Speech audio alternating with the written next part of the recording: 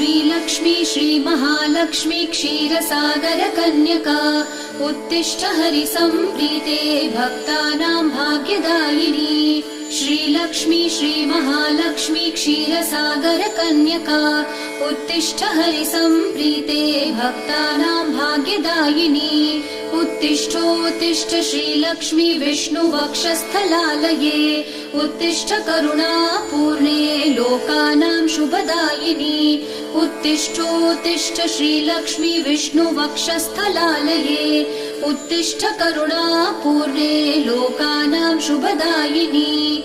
श्रीपद्ममध्यवसिते वरपद्मनेत्रे श्रीपद्महस्तचिरपूजित पद्मपादे श्रीपद्मजातजननी शुभपद्मवक्त्रे श्रीलक्ष्मी भक्तवरदे तव सुप्रभातम्।